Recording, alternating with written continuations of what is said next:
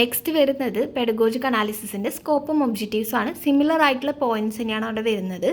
First വരുന്ന ഒരു കാര്യം എന്ന് പറയുന്നത് ലേണറിൻ്റെ പ്രീ റിക്വസിറ്റ് മനസ്സിലാക്കാനായിട്ട് പെഡഗോജിക് അനാലിസിസ് ഹെൽപ്പ് ചെയ്യുന്നുണ്ട്. അവർക്ക് എത്രത്തോളം അറിവുണ്ട്, എന്തൊക്കെ കാര്യങ്ങൾ അവർക്ക് അറിയാം എന്നുള്ളത്, അതിനനുസരിച്ചിട്ട് ടീച്ചർക്ക് എന്ത് ചെയ്യാൻ പറ്റുന്നു, ലേണറുടെ നീഡ്സ്, ഡിഫിക്കൽട്ടീസ്, എബിലിറ്റീസ് ഒക്കെ മനസ്സിലാക്കിയിട്ട് ക്ലാസ് എടുക്കാനായിട്ട് പറ്റും.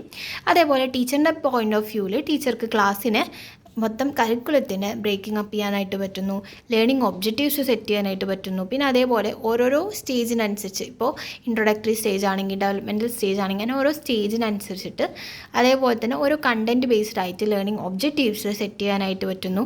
അതിനനുസരിച്ച് ലേണിംഗ് സ്ട്രാറ്റജീസ്, ഇൻസ്ട്രക്ഷണൽ ഒബ്ജക്റ്റീവ്സും അതേപോലെ അതിനനുസരിച്ച് സ്ട്രാറ്റജീസ് ഫോം ചെയ്യാനായിട്ട് പറ്റുന്നു. ഇങ്ങനെ നല്ല സ്ട്രാറ്റജീസും ഫോം ചെയ്യുമ്പോൾ അതുവഴി നമുക്കൊരു നല്ല ലേണിംഗ് എക്സ്പീരിയൻസ് ഉണ്ടാക്കാനായിട്ട് പറ്റുന്നു. അതേപോലെ നല്ല സ്ട്രാറ്റജീസ് ഫോം ചെയ്യാനായിട്ട് ഏറ്റവും അപ്രോപ്രിയേറ്റ് ആയിട്ടുള്ള ടൂൾസ് ആൻഡ് ടെക്നിക്സ് യൂസ് ചെയ്യുക, ലേണിംഗ് മെറ്റീരിയൽ യൂസ് ചെയ്യാനായിട്ട് ഹെൽപ്പ് ചെയ്യുക, അതേപോലെ തന്നെ നല്ല റിസോഴ്സ് യൂസ് ചെയ്യാനായിട്ടും ഹെൽപ്പ് ചെയ്യുന്നുണ്ട്. ടീച്ചർക്ക് കുറച്ചുകൂടി എക്സ്പെർട്ടൈസ് ആവാനായിട്ടും ഈ പെഡഗോജിക് അനാലിസിസ് ഹെൽപ്പ് ചെയ്യുന്നുണ്ട്. Pedagogic analysis integral part of curriculum in all teacher education programmes എന്നാണ് പറയുന്നത്. അങ്ങനെ അതേപോലെ തന്നെ നമുക്ക് എന്തൊക്കെയാണ് ഡിഫിക്കൽട്ടീസ് എന്ന് മനസ്സിലാക്കാനായിട്ടും അതേപോലെ റെമഡിയേഷൻ നടത്താനായിട്ടും ഹെൽപ്പ് ചെയ്യുന്നു. സ്റ്റുഡൻസിന് അവരുടെ കണ്ടിന്യൂസ് ആൻഡ് കോംപ്രഹെൻസീവ് ഇവാലുവേഷൻ, അവരെ നല്ല രീതിയിൽ എപ്പോഴും അവരുടെ ഓവറോൾ ഡെവലപ്മെൻറ്റിന് വേണ്ടിയിട്ട് കണ്ടിന്യൂസ് ആൻഡ് കോംപ്രഹെൻസീവ് ഇവാലുവേഷൻ നടത്താനായിട്ടും പെഡഗോജിക് അനാലിസിസ് ഹെൽപ്പ് ചെയ്യുന്നുണ്ട്.